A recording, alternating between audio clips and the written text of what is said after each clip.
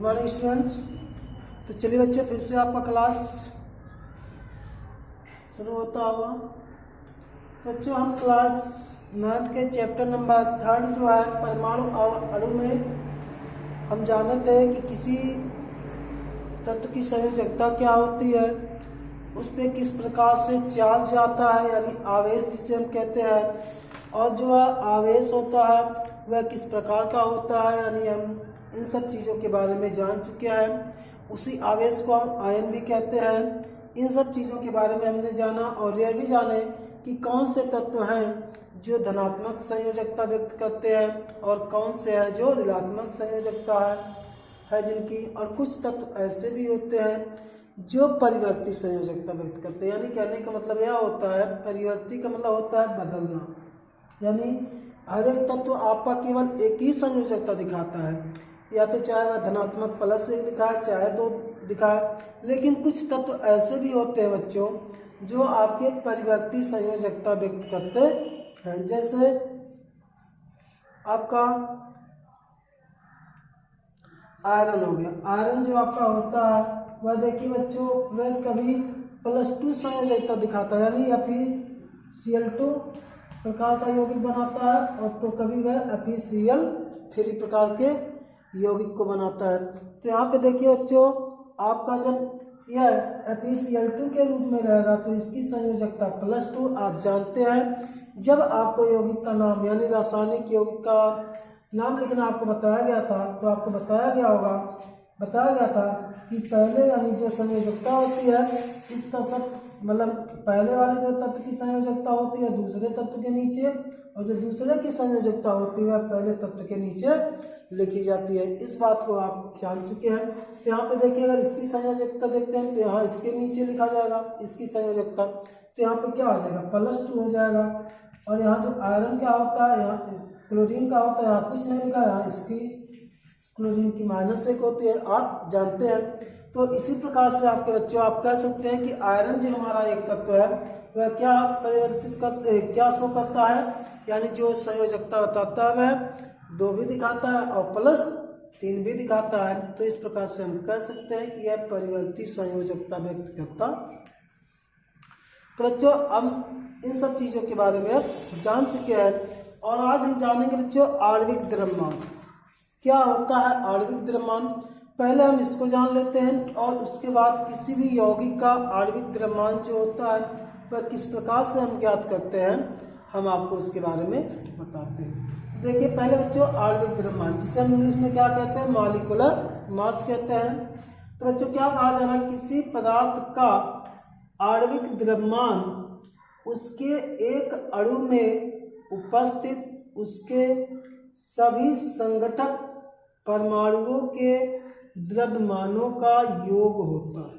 यानी क्या कहा जा रहा है बच्चों, यह कहा जा रहा है आपसे, मान लीजिए जो आपका आणविक द्रव्यमान होता है, यदि कोई पदार्थ है, क्या है, यदि कोई पदार्थ जो आपका एक अणु के रूप में है, तो उस अणु में कितने परमाणु उपस्थित हैं और उन परमाणुओं का जो द्रव्यमानों का योग होता है वह क्या होता है, वह आणविक द्रव्यमान के योग के क्या होता है, बराबर होता है। जैसे मान लीजिए आपके पास लिखा गया है HNO3, यह आपका क्या है, नाइट्रिक अम्ल है। तो यहाँ पे देखिए बच्चों, यह नाइट्रिक अम्ल का एक अणु है, लेकिन अब देखें हम ध्यान से तो वह 3 प्रकार के तत्वों के परमाणुओं से मिलकर बना हुआ है, जिसमें आपका एक हाइड्रोजन है, दूसरा क्या है नाइट्रोजन है, और तीसरा क्या है आपका ऑक्सीजन है। और यहाँ पर अगर ध्यान से देखें तो ऑक्सीजन के कितने परमाणु, 1, नाइट्रोजन कितने 1, लेकिन ऑक्सीजन का जो परमाणु है वह कितने परमाणु है, 3 परमाणु है। तो आपसे हमको क्या कहा जा रहा है, परमाणु द्रव्यमान। तो आप इसका द्रव्यमान आप तभी बता सकते हैं जब आपको इसका परमाणु भार आपको पता हो, यानी इसकी द्रव्यमान संख्या कि हाइड्रोजन की द्रव्यमान संख्या कितनी होती है और नाइट्रोजन की परमाणु संख्या कितनी होती है, तभी आप बता सकते हैं कि नाइट्रोजन का जो द्रव्यमान संख्या है वह कितना होता है।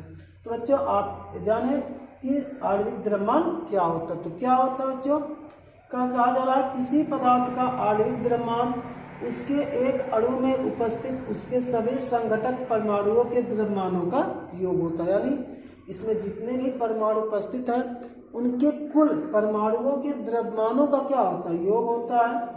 वह आपका क्या होता है, परमाणु द्रव्यमान होता है। तो बच्चों आपको परमाणु द्रव्यमान किसी भी तत्व का निकालने के लिए आपको यह पता होनी चाहिए कि उस तत्व का जो मतलब जैसे हमने आपको बताया कि HNO3 एक अणु है नाइट्रिक हाइड्रोजन नाइट्रेट का या नाइट्रिक अम्ल का। तो इसमें कौन कौन से परमाणु है, हाइड्रोजन नाइट्रोजन और ऑक्सीजन। हाइड्रोजन नाइट्रोजन और ऑक्सीजन की आपको क्या पता होनी चाहिए, द्रव्यमान संख्या। तो चलिए हम कुछ तत्वों के द्रव्यमान संख्या को बताते हैं जिनको आपको याद रखना है और उनकी सहायता से आप क्या करेंगे, कुछ भी तत्व के द्रव्यमान आपको निकालने के लिए कहा जाएगा, आप उनको अगर अच्छे तरीके से याद कर लेंगे इनके द्रव्यमान संख्या को, तो आप उसको आसानी से निकाल सकते हैं। तो पहला बच्चों देखिए आपका होता है हाइड्रोजन। तो हाइड्रोजन का जो परमाणु क्रमांक होता है वह कितना होता है, 1। लेकिन जो परमाणु भार होता है वह कितना होता है, 1 होता है। और आपका जो हीलियम होता है, हीलियम का परमाणु क्रमांक 2, लेकिन इसका परमाणु द्रव्यमान 4। यानी ये जो परमाणु भार होता है उसी को क्या कहा जाता है, द्रव्यमान संख्या कहा जाता है। इस बात को भी आपको याद रखना है। अब लिथियम होता है तो लिथियम का कितना होता है, 3 × 6। अब यहाँ देखिए हाइड्रोजन, हीलियम, लिथियम, बेरिलियम, उसके बाद आपका आता है बेरिलियम। बेरिलियम का होता है 8, इसका परमाणु भार 4।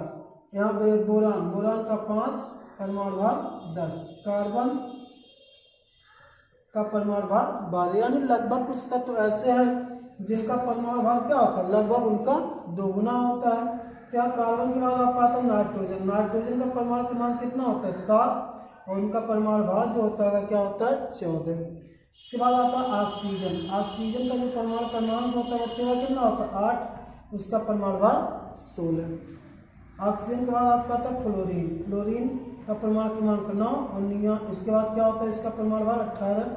नियान होता है तो नियान का आपका कितना होता है, 10, परमाणु भार आपका 20 होता है। तो देखिए आपको 10 तक के तत्वों को याद करने में कोई दिक्कत नहीं, क्योंकि उस जो परमाणु क्रमांक होता है एक को छोड़ करके बाकी सभी का क्या होता है, परमाणु भार सबका दुगना होता है। लेकिन आपका आता है, इसको आप लोग याद कर लेंगे और लिख लेंगे कॉपी में। तो देखिए आपको ध्यान रखना है कि जो नीचे होता है वह परमाणु क्रमांक और जो ऊपर होता है वह क्या होता है, परमाणु भार होता है। लेकिन देखिए जो आपका सोडियम जो होता है, आपका जो सोडियम होता है उसका जो परमाणु क्रमांक होता है वह 11 होता है, लेकिन जो परमाणु भार होता है वह क्या होता है, 23 होता है। इसी प्रकार आपका आता है मैग्नीशियम। मैग्नीशियम का 12 होता है और परमाणु भार कितना होता है, 24। एल्युमिनियम आपका 13 होता है, उसका परमाणु भार 26। इसके बाद आप क्लोरीन का देखिए, क्लोरीन का परमाणु क्रमांक 17 होता है, लेकिन इसका जो परमाणु भार होता है वह क्या होता है, 35.5 होता है। इसी प्रकार आप कैल्शियम लिखिए। कैल्शियम परमाणु क्रमांक 20 और परमाणु भार 40। आर्गन याद कर लीजिए, आर्गन का 18, इसका परमाणु भार कितना होता है, 36 होता है। तो बच्चे बस आपको इतना इन तत्वों के परमाणु भार आपको याद है तो आप आसानी से जो भी यौगिक आपके दिए जाएंगे उनका आप द्रव्यमान संख्या निकाल सकते हैं। तो चलिए हम आपको बताते हैं कुछ तत्वों के द्रव्यमान संख्या कि किस तरीके से किसी भी तत्व का हम क्या करते हैं, द्रव्यमान संख्या कैसे निकालते हैं।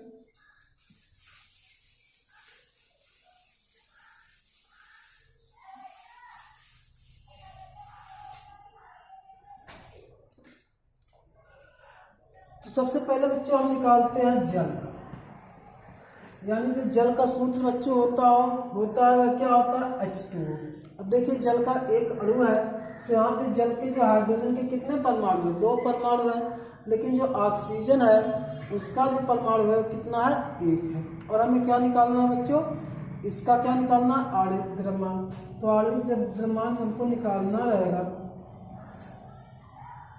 या तो हम इसको अलग अलग करके निकाले या तो एक ही साथ निकाल सकते हैं, इसके लिए कोई दिक्कत नहीं है। अब देखिए आप पहले लिखिए कि हाइड्रोजन का परमाणु, हाइड्रोजन का परमाणु द्रव्यमान। तो हाइड्रोजन कितने अणु है? एक है, दो है, सॉरी दो। तो आप जानते हैं कि हाइड्रोजन का परमाणु भार जो होता है वह कितना होता है? एक। तो यहाँ से क्या करेंगे, 2 गुणे 1 तो बराबर कितना हो गया? 2 हो गया। यानी कह सकते हैं कि हाइड्रोजन का जो परमाणु द्रव्यमान है वो कितना हो गया? 2 हो गया। अब इसके बाद किसका निकालेंगे? ऑक्सीजन का। ऑक्सीजन का परमाणु द्रव्यमान। तो ऑक्सीजन के बच्चों यहाँ पे कितने अणु हैं? एक है, तो एक। लेकिन हम जानते हैं कि ऑक्सीजन का जो परमाणु भार होता है वह कितना होता है? 16। यानी परमाणु भार जो होता है वह द्रव्यमान संख्या के बराबर होता है। यहाँ पे देखिए 16 करना 16। तो यहाँ पे क्या हो गया? ऑक्सीजन का जो परमाणु भार है वह आपका 16 हो गया। यहाँ पे आप इसकी यूनिट लिख सकते हैं U। तब देखिए आपको निकालना है कितना? जल का अनुभाग निकालना है। तो आप लिख सकते हैं कि जल का आणविक द्रव्यमान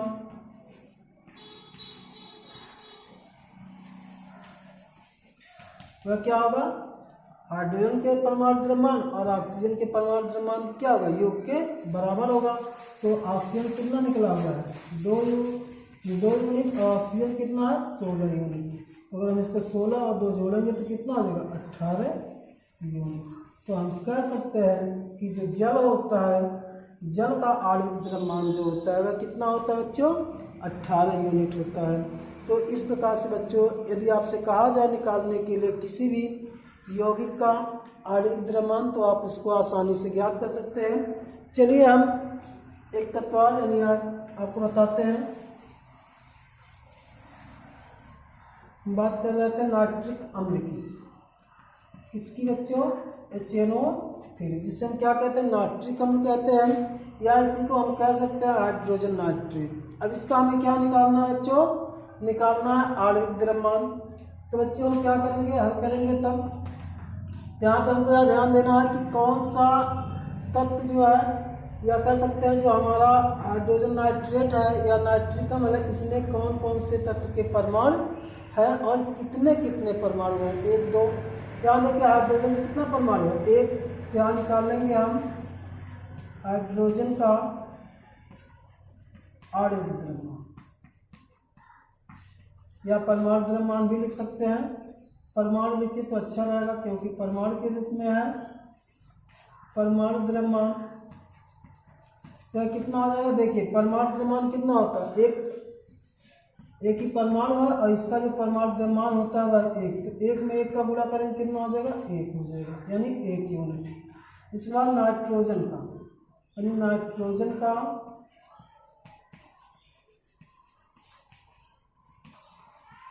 परमाणु द्रव्यमान बच्चों। तो नाइट्रोजन का परमाणु द्रव्यमान कितना हो गया बच्चों? 14 हो गया। इस प्रकार से अब देखिए हम देखते हैं ऑक्सीजन का, यानी तो बच्चों अगर यहाँ पर ध्यान से देखिए तो ऑक्सीजन के आपके कितने परमाणु हैं? 3 परमाणु हैं। यहाँ पे आपका जो नंबर लिखा गया है यह परमाणुओं की संख्या को बताता है। और यहाँ मान लीजिए अगर ये आगे 1 2 लिखा रहता कुछ भी अंक तो वह अणुओं की संख्या को बताता है। यानी क्या बताता कि हाइड्रोजन नाइट्रेट के या नाइट्रिक अम्ल के 2 अणु हैं। लेकिन यहाँ पे जो संख्या इसके नीचे लिखी होती है वह बताता है कि किसी भी परमाणु के कितने तत्व उसमें हैं, कितने परमाणु हैं किस तत्व के। तो देखिए बच्चे यहाँ पे ऑक्सीजन के कितने परमाणु हैं? 3 हैं। तो हम यहाँ लिखेंगे ऑक्सीजन का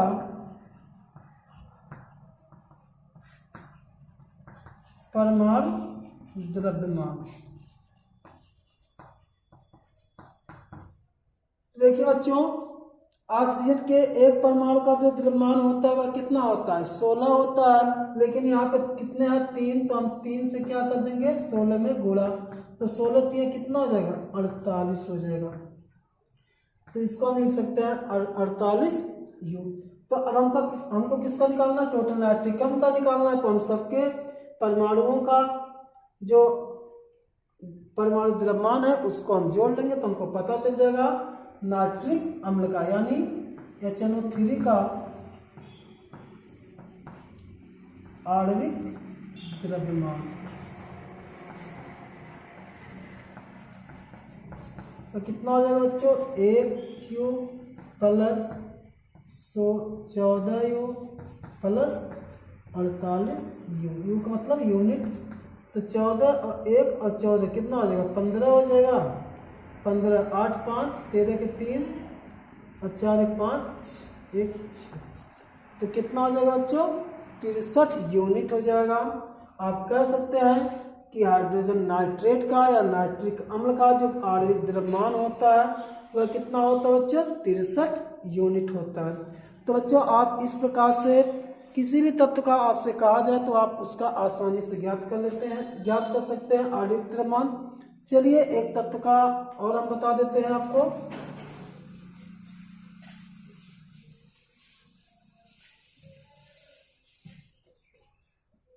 अब देखिए आपका तीसरा जो तत्व हमने माना हुआ है आपका कैल्शियम क्लोराइड। क्या बच्चों, कैल्शियम क्लोराइड। इसका हमें क्या निकालना, आणविक द्रव्यमान।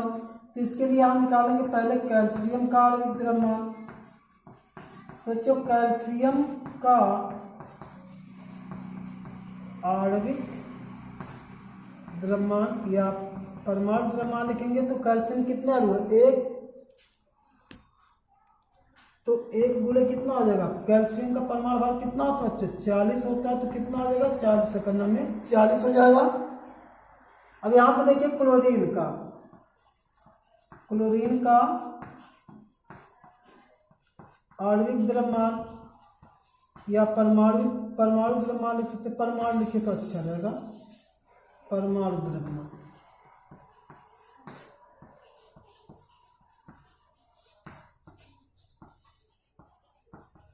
बच्चों यहाँ देखिए क्लोरीन के कितने परमाणु हैं, 2 परमाणु है। तो 2 गुणे क्लोरीन का परमाणु द्रव्यमान कितना होता है, 35.5 होता है। तो यहाँ पे हम जो गुणा करेंगे तो 35 गुना 70 और 1 71 यूनिट हो जाएगा। तो अब CaCl2 का आणविक द्रव्यमान क्या हो जाएगा, 40 यूनिट प्लस 71 यूनिट बराबर कितना होगा, 101 और 7 4 11, यानी 111 यूनिट हो जाएगा कैल्शियम का आणविक द्रव्यमान। तो बच्चों आपसे यदि किसी भी तत्व का कहा जाए निकालने के लिए आणविक द्रव्यमान, तो आप इसी तरीके से यानी पहले क्या निकालेंगे, उनके परमाणुओं का द्रव्यमान निकाल लेंगे कि उसमें कौन कौन से परमाणु हैं और उनका द्रव्यमान कितना है। उसके बाद उस तत्व का निकालने के लिए उनके सभी परमाणुओं के परमाणु द्रव्यमान को आप क्या करेंगे, जोड़ लेंगे। तो जो आएगा वही हो जाएगा उस यौगिक का आणविक द्रव्यमान। तो बस बच्चों आज का क्लास यहीं पे समाप्त होता है और इसके नेक्स्ट वीडियो में हम जानेंगे, इसके आगे जो हमारा है नेक्स्ट टॉपिक है वह है मोल संकल्पना। तो हम आगे जो वीडियो हमारा आएगा इसमें हम जानेंगे कि मोल संकल्पना क्या होता है और उस पर किस प्रकार से आपके न्यूमेरिकल्स आते हैं, उनके बारे में हम आपको सॉल्व करना सिखाएंगे। तो बच्चे बस आज से क्लास यहीं पे समाप्त होता है। आपको क्लास देखने के लिए बहुत बहुत धन्यवाद।